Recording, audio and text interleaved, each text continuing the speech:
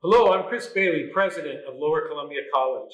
One only needs to look around our athletic facilities, walk by the trophy cases, or see the championship banners in the gym to really get a sense of the talents and hard work of our student athletes and coaches over the years.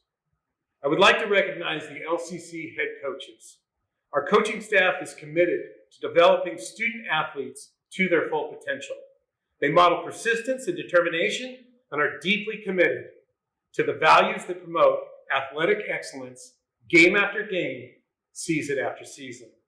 They are Joe Chicks, women's soccer; Carrie Smith, women's volleyball; Mickey Polis, men's basketball; Lucas Myers, women's basketball; Kurt Lipinski, baseball; Tracy Fuller, women's softball. I would also like to take the time to thank our greater LCC community for the support of our athletic programs and our student athletes. Without your support, we could not continue achieving the level of success that we've become accustomed to. Thank you in advance for your support tonight. Simply visit lccreddevils.com to make a donation, keeping our athletes in the game. Go Red Devils!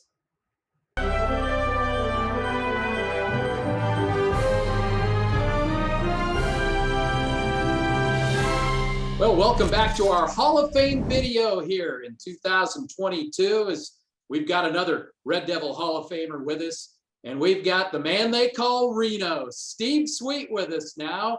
Steve, of course, played basketball and baseball at Lower Columbia College, and of course has been a long time supporter of the program, running the scoreboard and just doing a lot of things as a Red Devil. And first of all, Steve, congratulations, man. I know this is probably a pretty good honor. What are you thinking after you got the call you're in? Well, I'll tell you, I was more than shocked to think about it because, you know, I've been to many of these events to watch other people being inducted into the Hall of Fame, and would have never ever crossed my mind to think I could ever be up there. You know, you look at these people that are inducted and they've gone on to do big and great things in their lives, and I just I guess I was shocked. I just feel like I played 2 years of ball there, and I didn't feel like I went any farther than that, and that was it. But I certainly appreciate this honor. I mean, it's an honor to me. I'm very happy, and in fact, the night I was told, I made my eyes water. I was shocked. I would have never thought. So pretty honored. Well, I'll tell you what, there's a lot more staying in the community and being a part of the community and staying with the college and supporting it to the Hall of Fame committee. That carried an awful lot of weight. Of course, you were a great player. You came out of Mark Morris, a multi-sport guy, and you know I've known you a long time. And every time you talk about the best athletes, the best well-rounded athletes, guy that can play any sport if you gave him 5 minutes to work on it, and your name came up a lot. And of course, you know, first up for you was basketball at LCC. And what's some of your fond memories when you came across the parking lot from Mark Morris to become a Red Devil hoopster? Well, playing for Gary Earnest, you probably have a few memories. I liked playing for Gary. You know, people looked at him as being a tough coach, and he probably was a little tough on a lot of people. But the main thing with Gary was run my plays. That's all he asked. Run my plays. Well, he had many guys that couldn't run his plays, and boy, he would get so irritated. In fact, one practice I remember, he got in there and he says, I think it was Brock Westbridge. I hate to throw names out there, but he said, "Yeah, let me show you how to do this." And so he got in there and mixed it up with us a little bit. Well, he ended up tearing his Achilles tendon, and down he went. So, you know, that was a fond memory. And then watching him try to coach with a cane in his hand. And I remember sitting next to him on the bench, and he took that cane one time and got so mad during a game, he shattered it all over the floor and kicked the cane underneath the bleachers and kept on coaching with no support. But there's always good memories of Gary, you know, playing for him and at the college. It was a lot of fun.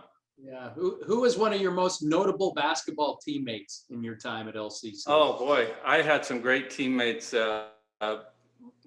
John Buck Buchanan. I mean, this guy was a human highlight reel. He could do a lot of different things with hang time, and he could dunk all over the place. But I played with a few of those guys.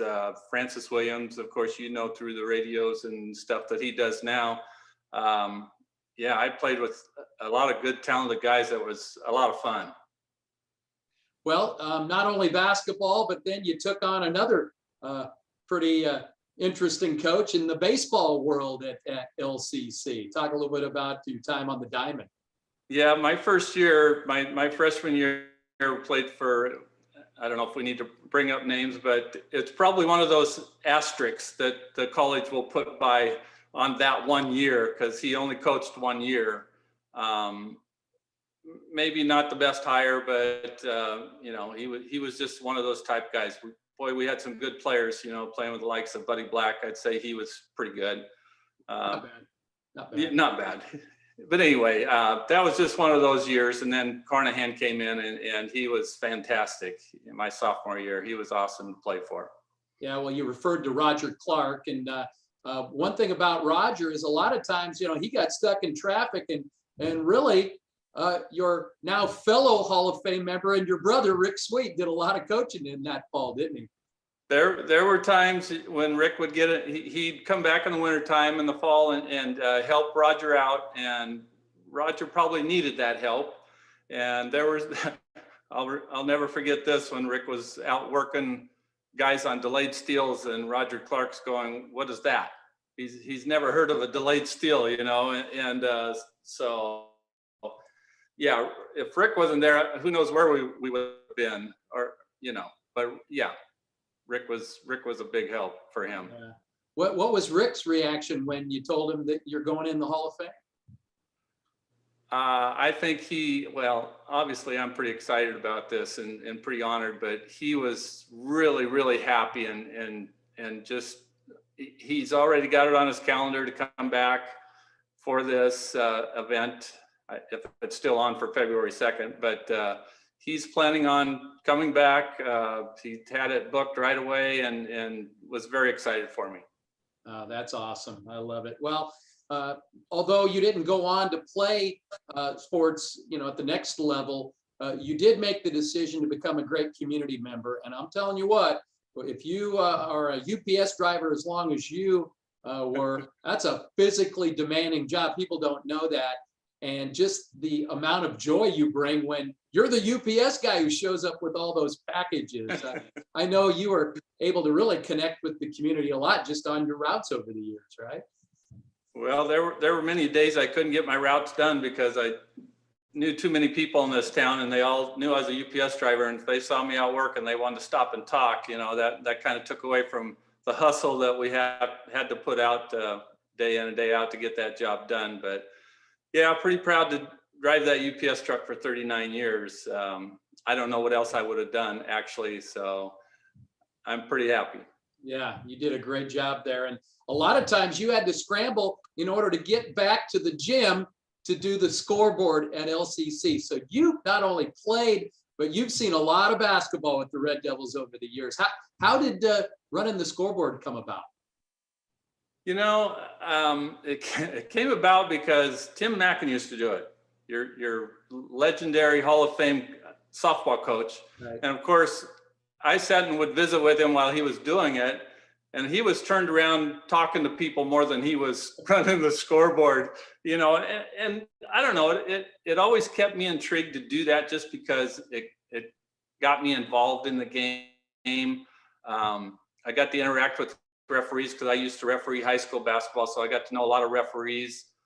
Plus I get a front row seat and a cushioned seat. That's kind of nice, but yeah, just something that intrigued me to always kind of be involved in the game. I'm not one to sit in the bleachers like my mom and dad used to do forever. I didn't like doing that, and I like to be involved in some way. Of course, helping you was a big part of it too. I liked doing it, wanted to do it, and it kept us as friends involved and together, and yeah, I enjoy it.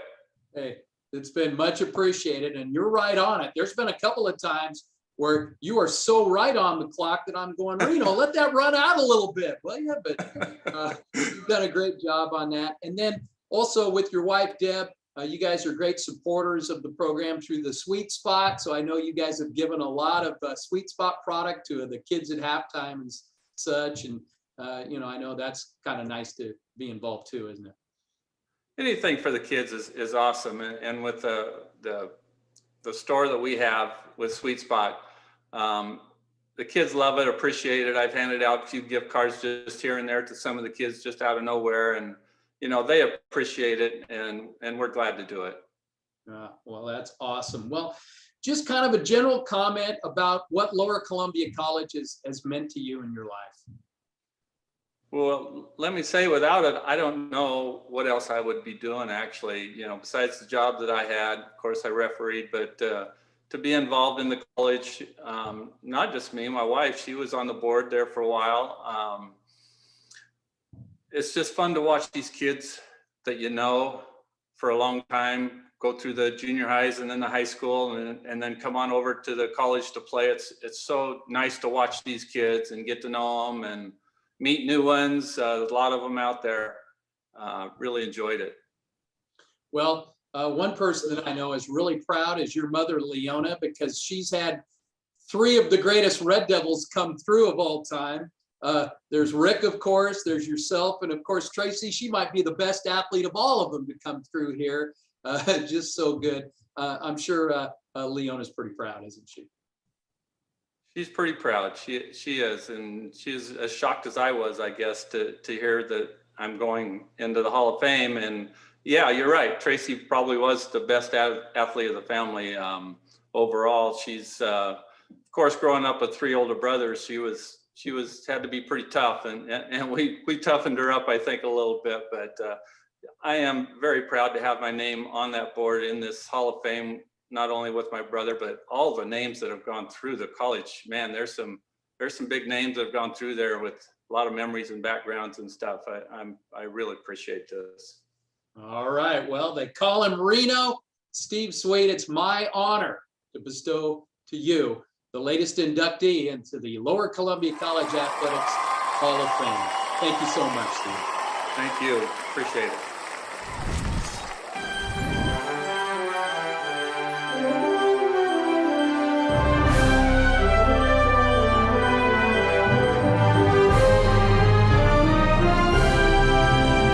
Red Devil Hall of Fame night continues, and it's a chance now to talk with one of our inductees, Rick Booty Boudreau.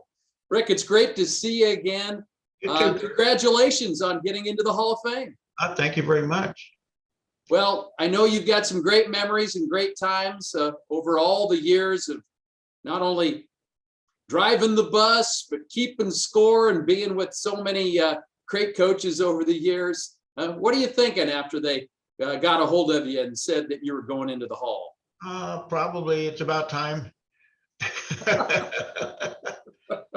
Yeah, I've been in this program half my life, so it was nice to get that call. Well, I know that when you retired, it was something that you know, you probably were ready to retire from your regular job on campus as a custodian, but I know it was probably quite an adjustment not being around the team day to day, wasn't it? Yes, I miss driving the bus. What's your most memorable memory of riding the bus? I know there was a lot of close calls and a lot of crazy stuff that happened. Probably when we took the basketball teams to Hawaii, and we were at the hotel. And the Hickam Air Force Base sent a bus out to pick us up, and they come out and pick us up. We go, we play the games. Afterwards, we have no bus driver. So guess who had to drive the bus? I drove the bus back from Hickam Air Force Base back to the hotel. So that's one of my memorable ones. Is that the start of your bus driving career? They go, hey, Booty, pretty good behind the wheel. No. Gary got lined this job up for me, and I started driving, and it's been great ever since. Well, I know you've driven down to Arizona with the baseball team. I know I was on the bus when we were heading down to Northern California, going through the redwoods. And if you've ever gone through the redwood forest, there's about 3 inches of clearance between the bus and these massive trees. You just close your eyes and go. Yeah, I remember that trip. Yeah, hope for the best for sure.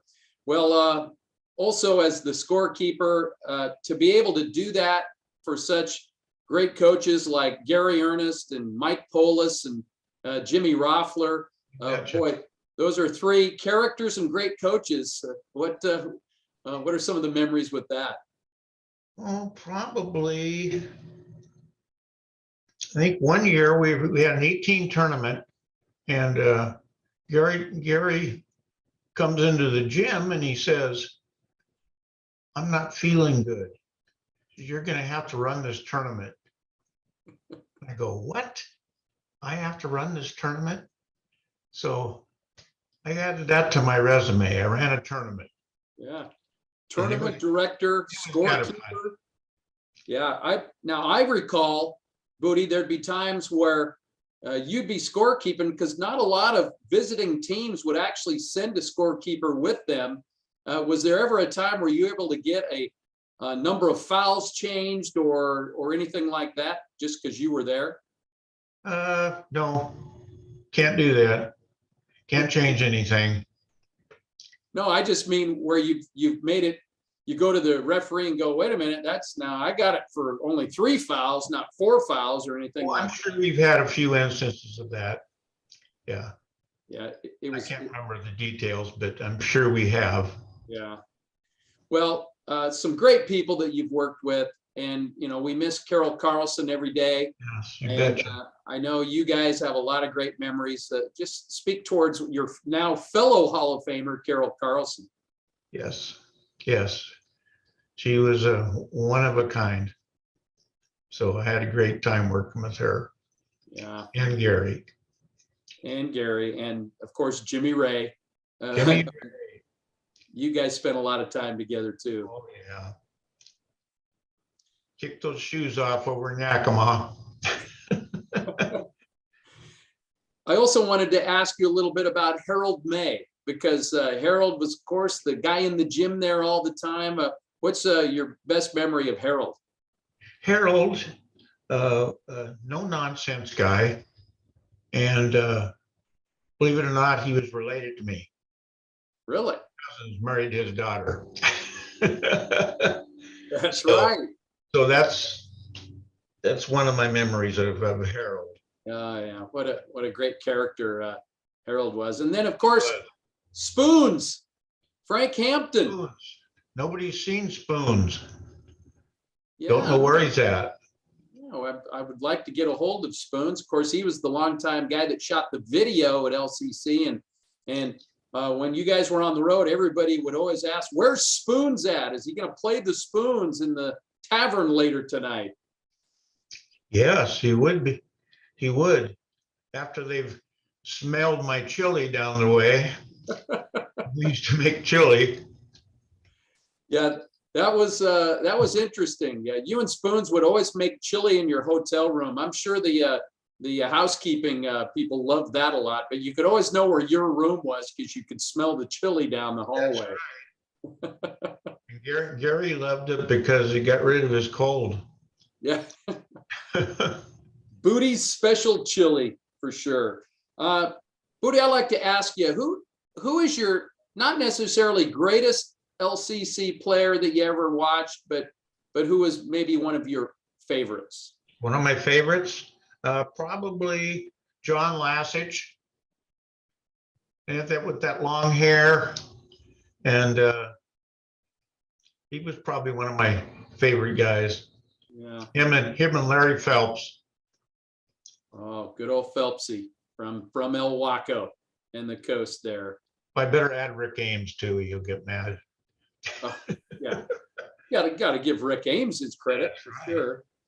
Yeah, just some great players that you've witnessed over all these years, and just all the championships. I got to ask you, one of the special moments was the photograph that was taken after the Red Devils won the NWAC championship in 2004. And to see that photo of Jimmy Ray and Gary and Carol and myself and you, that one was pretty special. It took 50 years to get a championship. We finally got it. Yeah, then we had a run there, didn't we? Boy, no Won kidding. it the next year and should have won it the year after. Yeah, we were shooting for the three-peat and lost in overtime in that third year. That's right. Yeah, that was some great memories for sure. That's Omar's fault. It's Omar's fault, right? Omar Cray. He was pretty good. He was a great It player. was. Sure. Yeah. So just incredible memories over the years. Anything you want to just relay to the fans out there as you think about your time supporting LCC? No, it's just that I've had a great time. Yeah, driving the bus and going on trips and meeting all the athletes and their parents and just getting them home safely. Well, that is a monumental task, and you did it all those years. And you're truly a memorable character, Booty, and that's why it's my honor to bestow on you one of the latest inductees into the Red Devil Hall of Fame. Booty, congratulations. Thank you very much, Kurt. Hi, I'm Kendra Sprague, LCC's Vice President of Foundation, HR, and Legal Affairs. Many of you have had a significant role in helping shape and sustain LCC's tradition of athletic excellence, either on the court as athletes or in the stands as boosters and community partners. Thank you. The LCC Foundation is committed to sustaining successful and competitive athletic programs by raising $100,000 each year for the Athletic Excellence Fund. This fund was created to provide the necessary funding for athletic scholarships and program support. Athletic scholarships are vital to keeping our students in the game. All proceeds raised from this celebration of our Hall of Famers goes directly to athletic scholarships. It is our hope that you will be inspired and feel led to make a donation in support of athletic programs. Simply visit lccreddevils.com. Thanks to each of you for being part of the celebration of athletic excellence. Go Red Devils.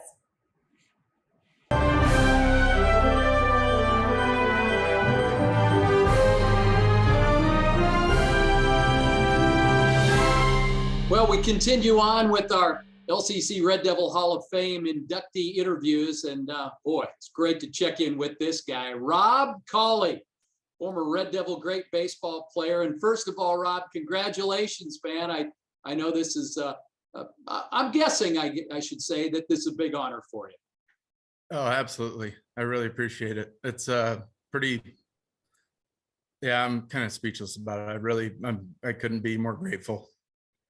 Well, you're a guy that went on to stardom at Oregon State, and, so, maybe that's, how you see yourself as a great player at OSU, but I don't know. I've found that a lot of the Hall of Famers, they have even, better memories at the level at LCC. I know you certainly were a part of 2 championship teams in your time here. Yeah, no, I think if I had to look at it, absolutely. I'm a Red Devil for sure. I was just couldn't fit me anymore, or worn holes through everything. But yeah, no, my time there was wonderful. And this, particularly my relationship with Coach Smith and how that evolved was a big turning point in my life altogether.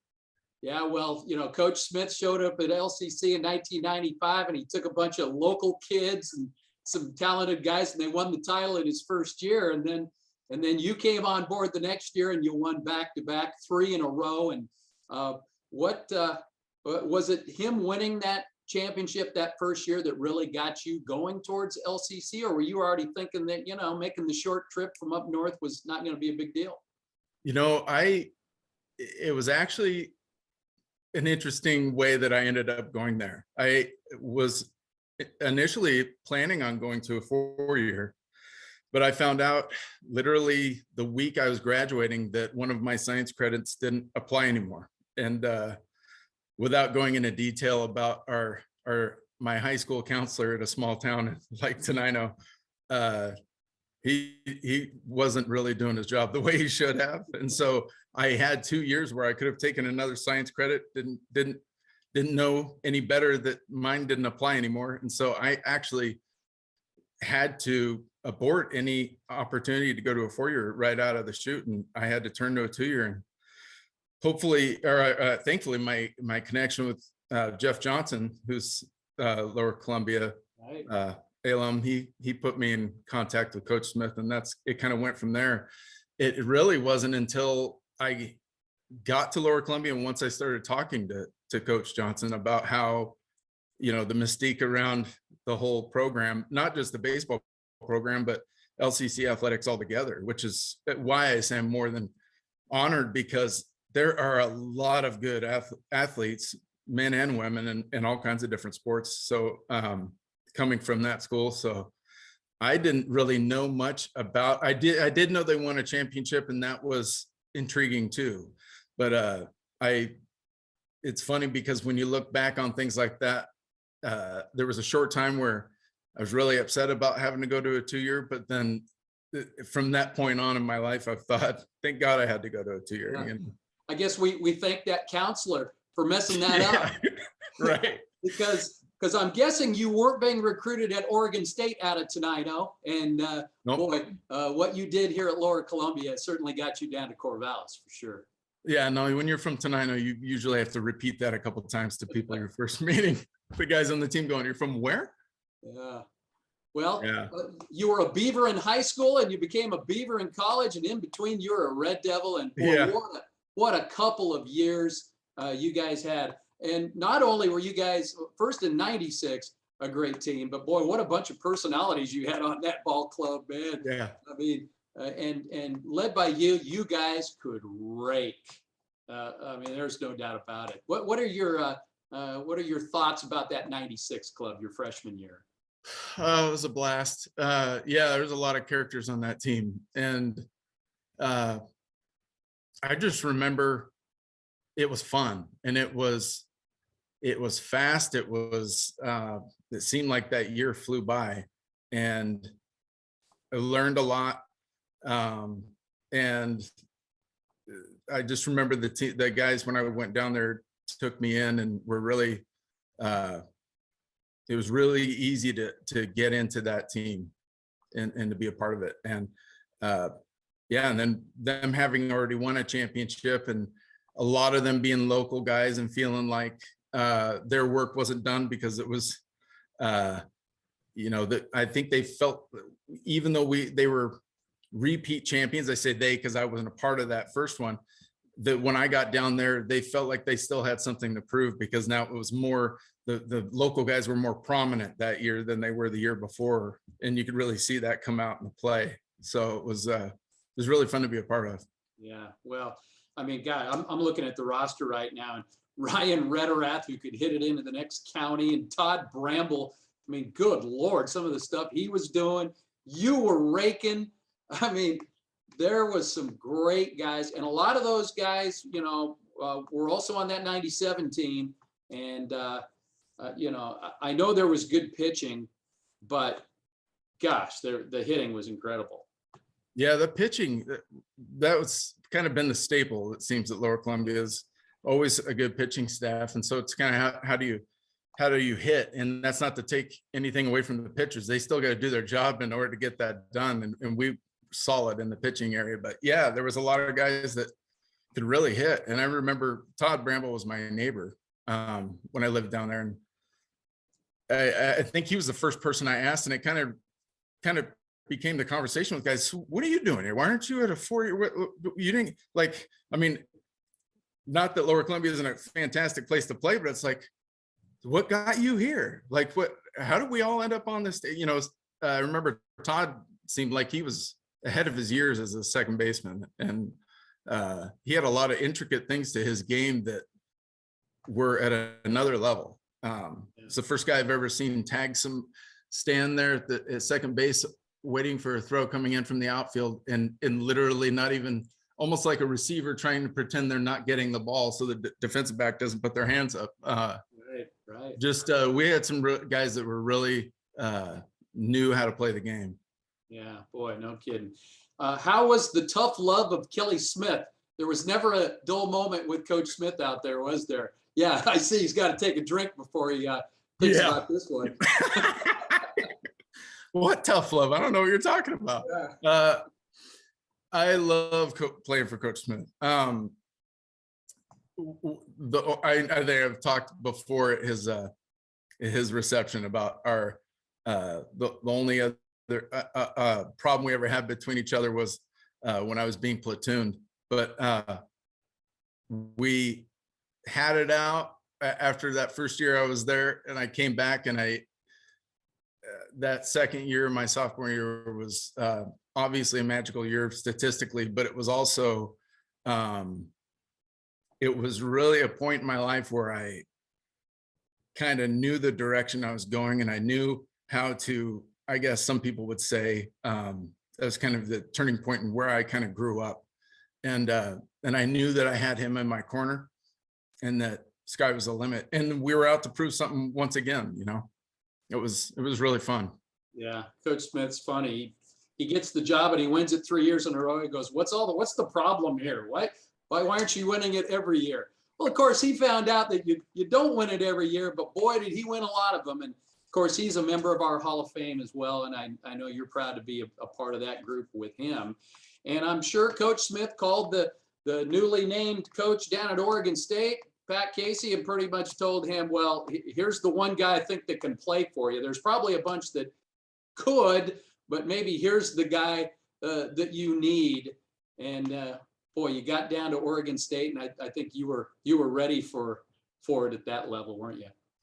Yeah, that was a fun time too, playing down at Oregon State. And there were a couple guys that I had played summer ball at Olympia when we were in the Pepsi program. There's a lot of guys that played in that program that went to all different colleges and universities across the country, but a lot of them more specifically locally. So there was some familiarity when I went down there, more than I thought there would be. But yeah, that was a fun time playing down there too. And they were, obviously that was before all the big winning ways that OSU went on to, but I feel like that there were, I think we were the first ranked team not to make the postseason at that time. Yeah. When we kind of got snubbed my junior year, we didn't make it to the playoffs, even though we were at a 66% winning percentage. And I think the World Series that year was ASU and USC, who were the final two teams. And it's like, you're telling me we can't play in the playoffs in that year, but it was a fun time. Yeah, it was fitting in down there and explaining again where I was from, you know, to guys that are, there was a lot of local guys on that team too at that time, but there's a lot of good pieces that really fit together. And some of those guys that weren't ready that year were ready the following year. So yeah, I remember the press guide or the yearbook photo of you guys with all your sledgehammers in front of they were redoing the stadium down there and, you know, building the program. So, right. You know, I think, you know, you guys with Coach Casey can, you know, say, hey, you know, they had to save the program. They were about ready to shut that thing down. You know, Coach Riley, another member of our Hall of Fame, and you know, he had been there forever and was saddened that they were considering it. Well, I'm pretty sure they're glad they didn't. And I think you guys' success had a lot to do with, oh, wait a minute, baseball can be big down here in Corvallis. Right. It's pretty interesting too to see us with those sledgehammers and everything, and because they were tearing that field apart, and then to see the way it looks now. Yeah, it's a pretty nice stadium they've got going down there now. Yeah. Well, Rob, you probably could have went 3 for 4 with one of those sledgehammers in a game, because I know you could rake and hit. What are you doing now, Rob?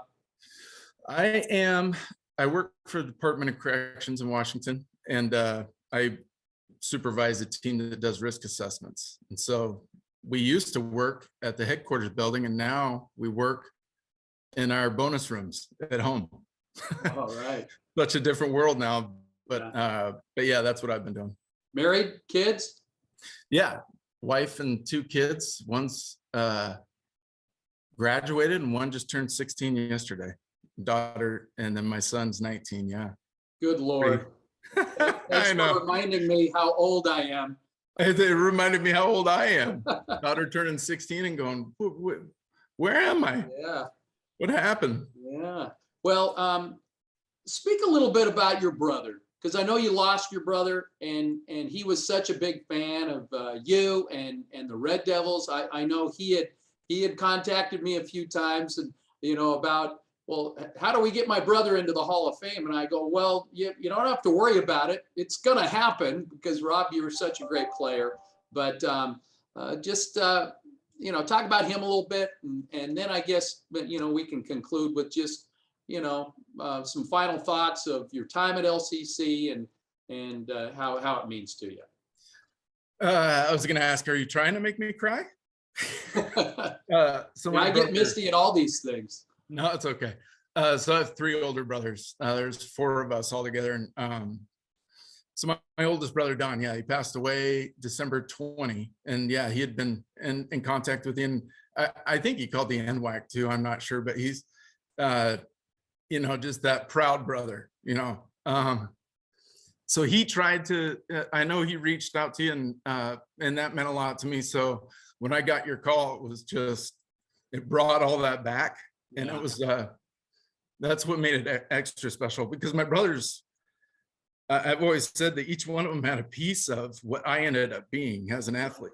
One of them was Wiley, that was Don, the one that passed away, because he wasn't as athletic as the other 3.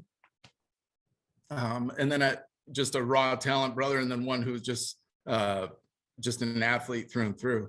But they've all played a big role. Another part of it was, and here's a piece that I don't know if you ever knew, for years, it's been hard for me to talk about that sophomore season to people, because until you put it on the website, there was literally nothing online about, my average that year. And so when you tell that story to people, they immediately go to the internet and they look for it and they can't find it. And that was for years ago. That was something I dealt with. So I actually got to a point where I didn't talk about it much with people, because I felt like, oddly enough, it's too unbelievable to be true.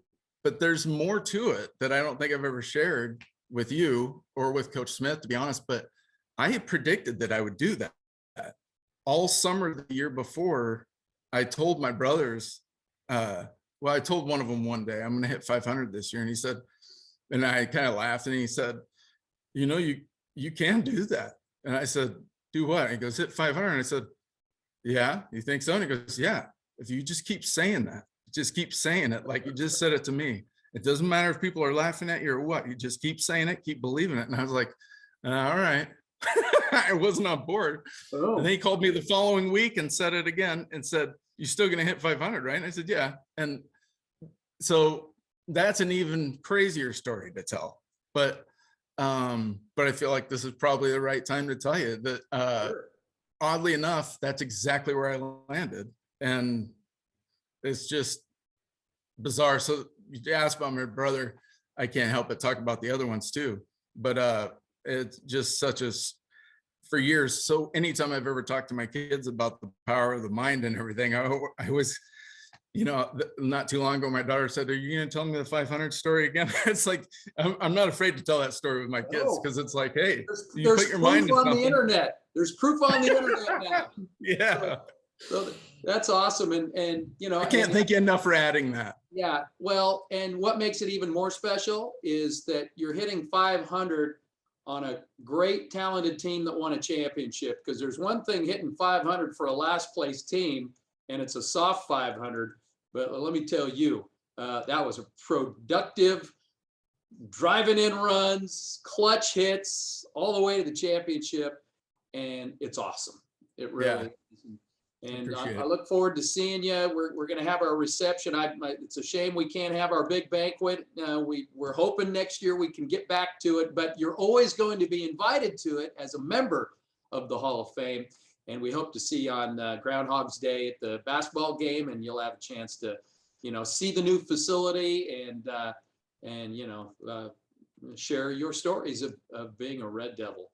So Rob Colley, it is my honor to bestow to you the latest inductee into the Lower Columbia College Hall of Fame. And thank you for everything you've done, and congratulations on your success as a grown family man. And keep hitting, man. Keep shooting for 500. Thanks, Greg. I appreciate it. You got it. See you soon. Well, a guy who was with Chuck an awful lot during his time as the head women's basketball coach at Lower Columbia, Chad Eugene. And first of all, Chad, congratulations on the great success you've had at the 4-year level. And thanks for being with us here tonight to talk a little bit about Chuck.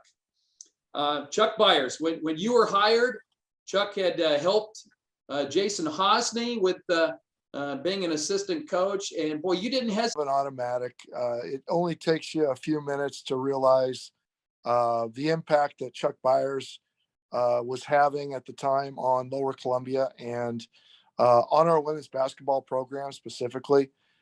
Chuck's care and love for our team, our players, the game of basketball, and Lower Columbia in general was something that was close to Chuck's heart, and you could just see it on a daily basis. He was there every day, and just really had the heart on his sleeve for Lower Columbia, and the relationships that he built over the time was priceless, and how much they loved Chuck, and the daily interactions that they had, and how much impact that he had on their lives. Well, of course, Chuck was a great athlete, a Hall of Famer at Seattle Pacific as not only a basketball player, but as a track athlete. And he's in the Ari Long Hall of Fame, the Washington State Coaches Hall of Fame. It was overdue for Chuck to be part of the Lower Columbia Hall of Fame. What exactly were some of the things that you had asked Chuck to do to help you, not just on court coaching, but some of the things that he would not hesitate when you asked him to do something for the team? Well, first, I don't think there's anything that Chuck wouldn't do for the program. He would sweep the floors. He was.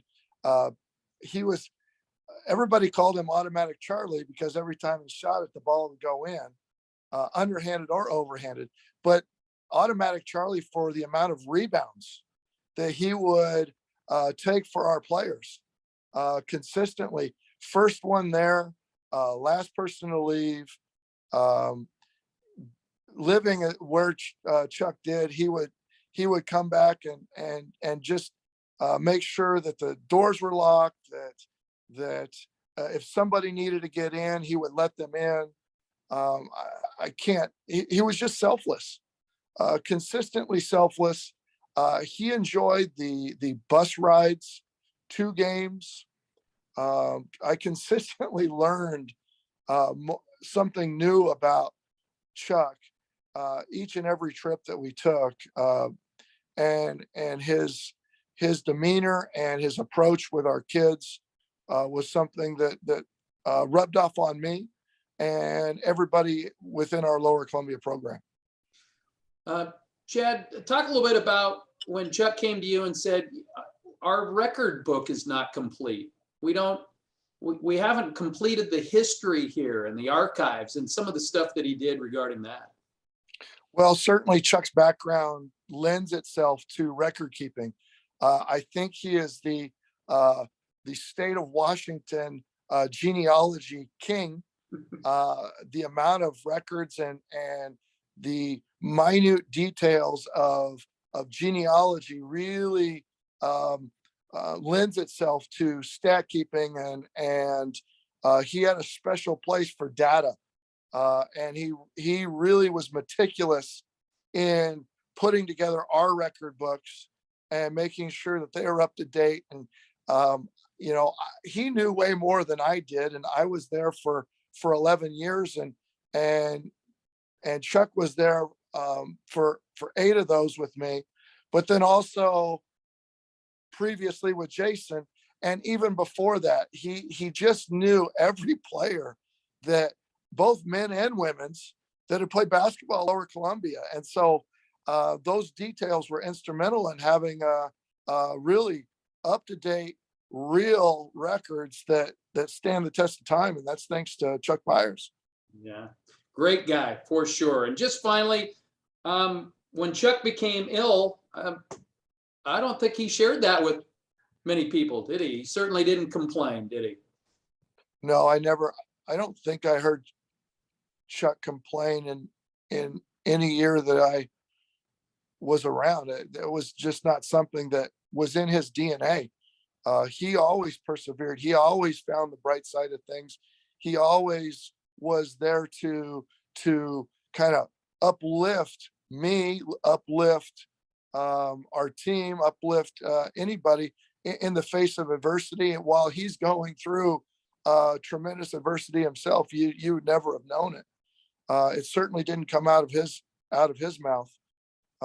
And I would just say Chuck had an inner toughness that most people don't have. The inner toughness to continue on and do all, continue to help others while things aren't always the best medically for him during his time. And I think that helped him get him through by just helping others. And when I think of service leader, Chuck is right there at the top in terms of who I go to, who I think of when I think of what a perfect servant leader is. Well, Chad, we sure appreciate you taking some time to talk on behalf of Chuck. And I'll tell you what, I sure wish we had Chuck right here on this Zoom call. He'd probably be going, what is this? I don't know what this whole thing's about, but I know he'd have some great stories. And so for you to, represent Chuck for the family, and it's much appreciated. And hey, we're real proud of the success you're doing down there in Eugene. Keep it up. Well, I'm honored to be able to talk on behalf of Chuck Byers. He was a close personal friend, and he did more for me than I ever did for him. So it's just an honor to be mentioned in his name.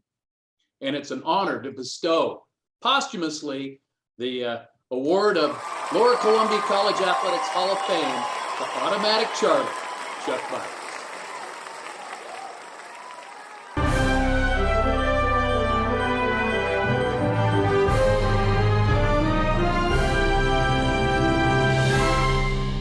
Well, we continue our interviews with our Hall of Fame inductees. And I've been looking forward to talking to Janessa Roening for some time. Janessa Roening Brindza now. And Janessa, congratulations. What's it mean to hear that you're going into the LCC Hall of Fame? Oh gosh, it was so special getting the phone call from you. LCC is a very special place for me. I was able to continue my softball career and also, most importantly, meet my husband at LCC. So it's a very, very special spot for me. Yeah, well, 2003, 2004. Let's start with how you ended up at LCC, because we always like to say that you are the greatest walk-on in the history of Lower Columbia College. Yeah. And it wasn't that you weren't a known talent up at Port Angeles, but you had just kind of made that decision that maybe I'm just going to get on with my life and go to college and not, worry about softball. And then softball called, and boy, we're sure glad you called us, because you ended up playing for Tim Mack. And just talk a little bit about how that all came about. Yeah, so like you were saying, I thought I was done with softball. I played competitively in a rather small town out in the middle of nowhere, I felt like, of Port Angeles. And, I don't know if it was just lack of exposure or what, but just didn't really pursue many avenues after that. And then it was my senior year, and it was like, college, I did well in school, but just the financial aspect and saving for that, that's just, we didn't really know what was going to happen. So maybe I was going to go to a junior college, Peninsula College up there in Port Angeles. And then I think it was August, I was talking to my mom and dad did everything they could to support me playing softball. and we just started talking about it a little bit more. And she's like, you know, Grant, who I went to school with, Smithson, he's going down to LCC in Longview. I've never heard of Longview. And she's like, why don't you look into that? He's playing baseball down there. And I'm not kidding, it was August. And I think school started late August. And I got on the internet and did some searching, and I reached out to, I believe, Coach Mackin, and he's like, yeah, come on down. And so my sister and I we drove down there, and I think I did a tryout with him. I slept on Grant's couch for, gosh, a month or two, and that's where I met Will. He lived below us. And I guess just the rest is history from there. But yeah, it was kind of just a God thing. Yeah, Will Brindza, of course, an outstanding LCC baseball player, and I mean, were you guys dating at LC, or did it take time for that relationship to grow, or? Yeah, I liked Will, but I thought he was really arrogant. So did everybody else. the biggest heart, but oh my gosh. So that freshman year, I might've liked him, but you know, he had other things going on. And then our sophomore year, I think I was trying to, you know, introduce him to some other people, and him and I both signed. He signed at Pacific and I signed at Mizzou. November. I remember having a terrible winter storm that year at LCC, and we'd been dating a couple months, and yeah, we just made it work. Did the long distance relationship for 2 years. And gosh, I think we're going on 13, 14 years of marriage. That's awesome. Yeah. That's great. And I know you folks live down in Texas down there now, and you've got a son, Wyatt, and ladies and gentlemen, I'm just telling you, the early pro golf watch is out here. Yeah. Wyatt can play a little bit. I wish I could have a swing that looked that good. So yeah, Will's very proud of that. You know, we didn't push the softball or baseball, and he played t-ball, which was the biggest mistake. That kid got so bored of that, and he would go with Will out to he would go putt a little bit, and yeah, he has turned into quite the golf athlete. Oh yeah. Oh, I'm sure the Willamette Valley Country Club will try to take Yeah. we'll take credit for it. Yeah. But congratulations on that. That's Thank awesome. you. Appreciate and need to support those guys and off. Yes. Thank you. Well, 2003, what a year. Yeah, you guys won the NWAC title your first year down there, and what a squad. There were some interesting people on that. There was. So that's a good way to put it. Led by the head coach. And Yes. so what are some of the fond memories you have besides winning the title that first year at LC? Gosh, that town was just such a special town. Like I said, I didn't even know. I didn't get out much, obviously, out of Port Angeles, but Longview, just the facilities and the town. And I'm just like, you know, you think, oh, just a JC, but like JC, that's a big deal. And just how special LCC made. I mean, remember Carol at the front office, and we had the best cafeteria at LCC. My gosh, I had like the freshman 20 after all those omelets there. But just the facilities were special. The girls were special. Gosh, Donegal, I remember working for him and working at the basketball games. And that's when we had freshwater and Banish there. So we had some good, just all around. I remember the soccer girls being awesome. So there was just a good camaraderie, not just in just our softball team, but the entire athletic department. That's still going on, by the way. Oh, that's so special. Yeah, 2003, 2004 was really a golden time at LCC. There's no doubt about that. And I'm looking at some of the names here, and good Lord, Opie Taylor and Megan Jazurski. Megan, yes. The Path sisters, and I mean, wow, it was great. And you guys, by the way, I have everything right in front of me because my memory's going away. But I beat Clackamas 3-2 in the championship that year, and then came back the next year and did it again. Yes. Who we beat? was it Clackamas again? I think it was Clackamas again. Yeah.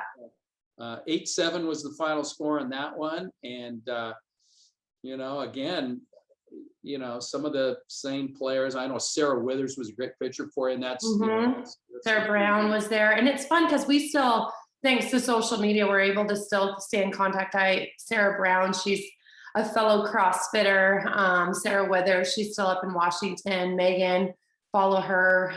So a lot of them, it's fun through social media to still have that. And I think the boys were good. The baseball boys were good. I mean, we were better than them, but I tell Will that often. You remind him all the time, right? Yeah. We still have in our playroom, our sports room, we have the poster when him and I were both on it our sophomore year. It was fun. Awesome. Yeah. And we still do that. The It's so special. we stay with it for sure. Whatever's Yes. working. And that's great. Well, so now you parlay this. One of Tim's good friends is Ty Singleton, and he's at Missouri. And next thing you know, you're playing big time, and you're the newcomer of the year, and you're figuring, hey, what's the big problem at this level? Let's go. Yeah. Give me a comment about your time at Mizzou. Gosh, that was a whirlwind. I went in, as a junior, and so that was an interesting dynamic just coming in, but the girls were very welcoming. It's that Midwest kind of not Southern, but Midwest vibe. Everyone's very kind. And then, we're in the Big-12 at that time. So we've got the big football, and you talk about facilities. I was a little starstruck, just kind of in awe with all of that I remember. So that was a really special experience. And then, but they made it work. I don't know if they missed many games. But Eric Lane, our baseball coach. Oh yes. Yeah. The PA guy, and in softball just a couple of years ago, we've had some great PA. I think we have a team, a person from PA on the team this year. So really, yeah, it's great. So that's been great. But I can't imagine that we had anybody that was in softball that was better than you. That's for sure. Oh, that's special. Well, I got to give a lot of credit to Coach Mackin. I always did well on defense. I was, one of the faster ones, but he really pulled the hitting out of me. I had never hit a ball. Not the thought of even hitting a ball over the fence never crossed my mind. Never thought that was in my skill set, but he taught me how to hit a ball over the fence or two. Yeah, well, more than two. Yeah. You were hitting bombs all over the place. And yeah, I think I discovered the weight room and my passion for weightlifting down there. And I'm totally drawn a blank on who our lifting coach was at the time, but I still have a very big passion for lifting weights. Yeah, well, tell Will, and I'll tell you, we are still pushing boxes at Lower Columbia. Oh gosh, those carpet covered things, those are awful. I think the baseball boys had to do them more. Oh, I totally forgot about those. Awfully good. That's yeah, we have PTSD. Yeah, I can't imagine that you and Will had more stories to tell about a more unique coaches than Tim. Oh yes. And, yeah. And they were so competitive with each other. I know. I think that's where Will and I get so competitive with each other too. That whole dynamic. All this success, and I'm looking around, I'm going, well, what's the problem here? It must be me. It must be you. Until I realized it's anything but me. It's all of the great coaching that we've had. Yeah. And just the great athletes like yourself that we brought in here. And just, kind of in closing, it doesn't look like Dave's going to be able to get on here. I know he was, thinking about it, but Dave Andrew, our assistant, who was kind of a mentor behind the scenes, just as an announcer and all that. Yeah. Now, our recruiting coordinator for softball, and he's continuing to bring great players in there. But just, some final comments about your time at it, because obviously you took it to a new level as you found a husband and you found great success here. Yeah, I would just say really like community to me is so incredibly important. And I just like what you guys cultivate down there, instill in all the athletes is really a special thing.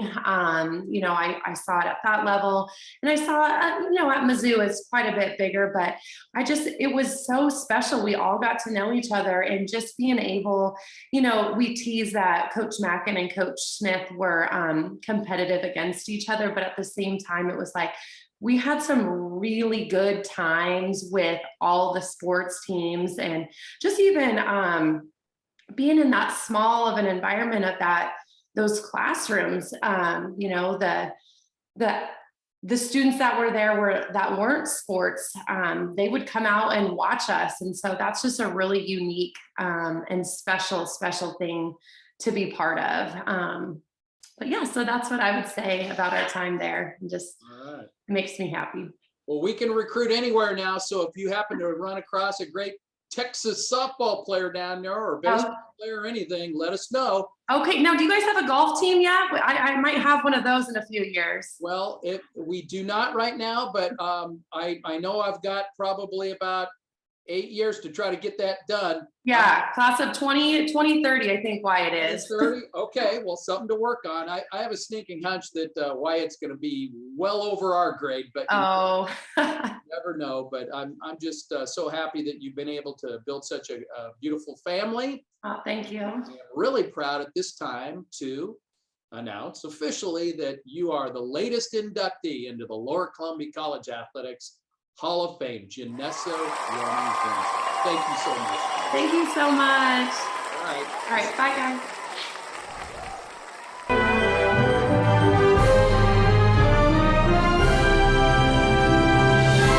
Well, we continue on with our Red Devil Hall of Fame interviews here, and our latest inductee is a very familiar face in the world of Red Devil athletics, and that is our trainer, Ed Earnest. Ed, congratulations to you. This has been a long time coming.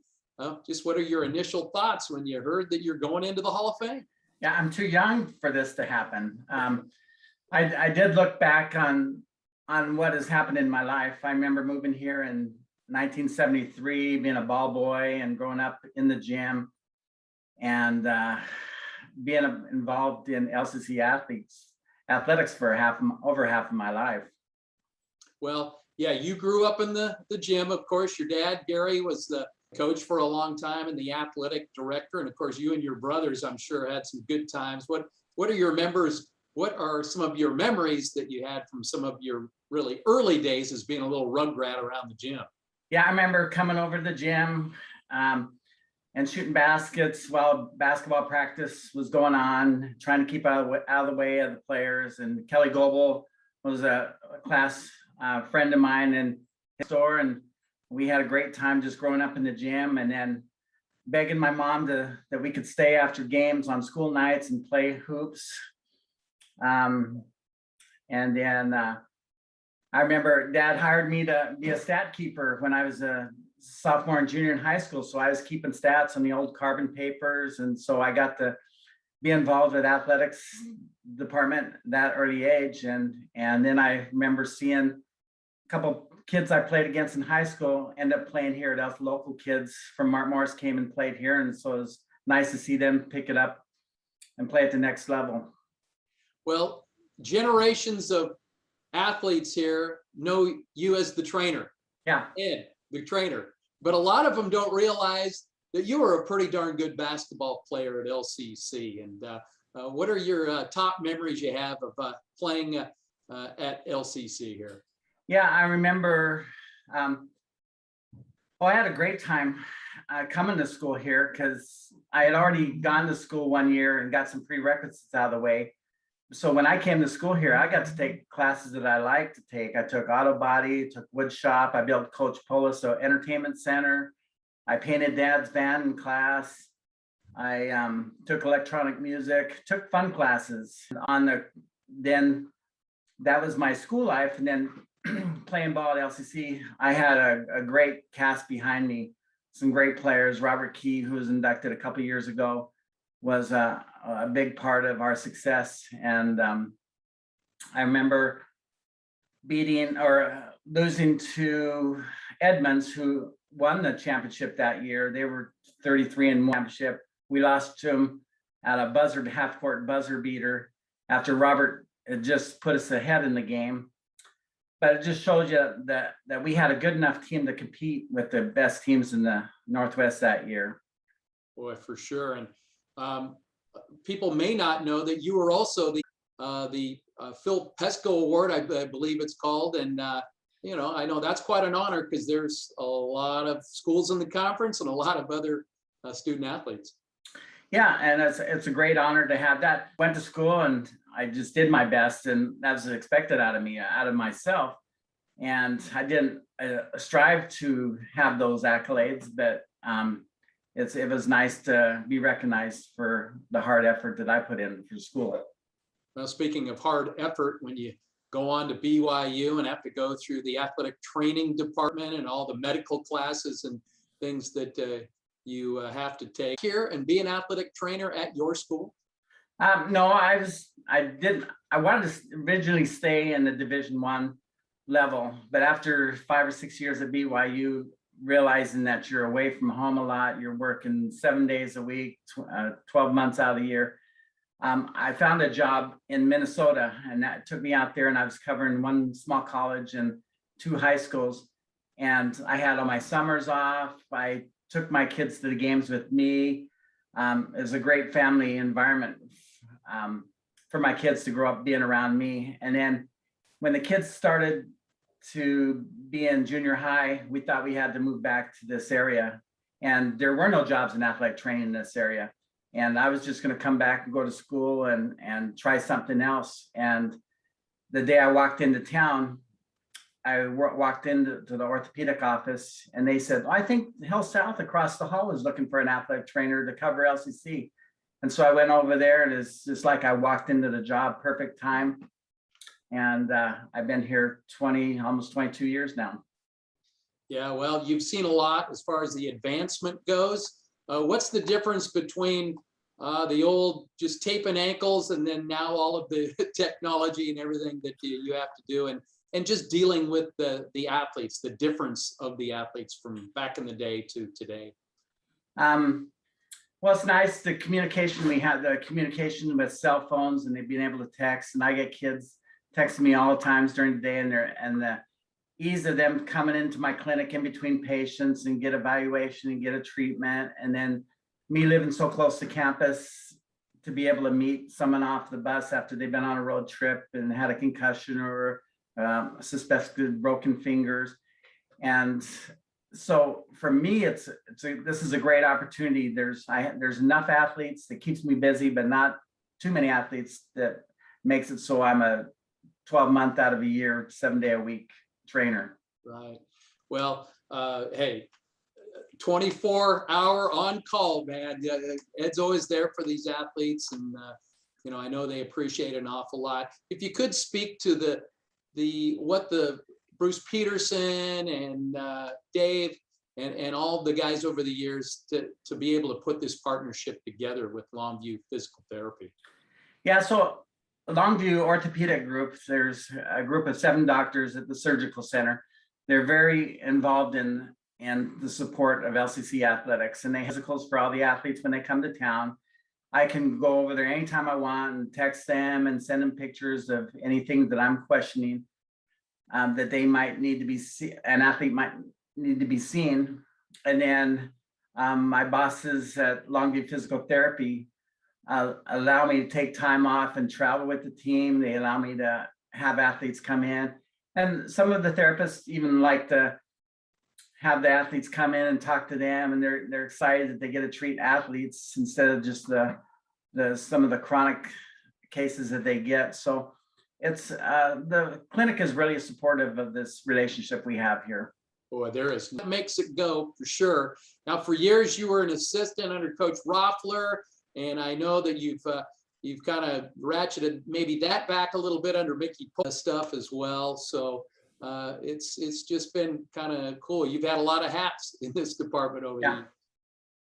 Yeah, I think it goes back to my computer background, and Dad had me wanted to have a way he can store stats. And so on the old Lotus Excel spreadsheets, I devised a little program where we could store basketball stats, but nothing like the extent that we do now. But it was just kind of the infant stage. and being able to be a stat keeper when I was growing up. I love being involved in all the different facets of the community college athletics. Well, it's been awesome. I want fellow Hall of Fame inductees. You guys have had some good stories over the years, haven't you? Yeah, and usually on road trips, I get a room with Booty, so we talk a lot. And I got to see Booty's temperament when driving the bus. I remember one day we were on our way to Clark for a very important game to stay in the playoffs hunt. And one of our players was late getting there. And this is before cell phones, so no one knew where he's at. And so we decided Booty's just gonna get in the bus and drive us. And then we get out in front by Jack in the Box, and we see the player trying to flag us down. And Polo says, just put on the gas. And we just took off for Clark College, and the player had to come and meet us at the game because we tried to have a strict policy. But Booty has lots of stories of frustration on the road with different drivers he has to deal with. And yeah, he's a great guy. Never a dull moment with Booty. And like you, has put in an awful lot of time of his life for the Lower Columbia College athletes. I know your father's awfully proud of you to be joining him in the Hall of Fame. How did Ruth, your mother, take the news? I haven't talked to her much about that, but they're both excited that I get to be a part of the Hall of Fame experience. I'll tell you what, your work's not done, Ed. You're still a young man. You still got a lot of work to do for the Red Devils, but the Hall of Fame committee was thrilled to be able to give you this honor because it is well deserved. So our latest inductee into the LCC Athletics Hall of Fame goes to Ed Earnest. Ed, congratulations. Thank you. Well, some incredible stories. 900 games that Ed Earnest has seen over all the years, from a young boy and now continuing on as our trainer here at LCC. Stories to hear from these LCC Red Devil Hall of Famers. And I just wish we had our full-scale banquet where we could tell more stories and hear more from these inductees. But it's quite an honor, and I certainly hope they appreciate going into the Lower Columbia Red Devil Athletics Hall of Fame. Well, you can certainly help us. It's always a mission to raise money for student scholarships, so we can make sure that we can .com, that is our website, and on the donation tab at the top of the page there, click that and make a donation. Put a little note on there that's in support of one of our Hall of Famers here today. So I'd like to again thank all of our inductees. Thanks to Kendra Sprague and the LCC Foundation for their outstanding support of LCC Red Devil Athletics, and also thanks to our president here at the college, Chris Bailey. Also thanks to my boss, the vice president, Nolan Wheeler. We are truly blessed to have great support here for LCC Athletics. Hope you enjoyed the video tribute, and until next year, hopefully back with our full-scale banquet. This is Kurt Rollins. Go Red Devils.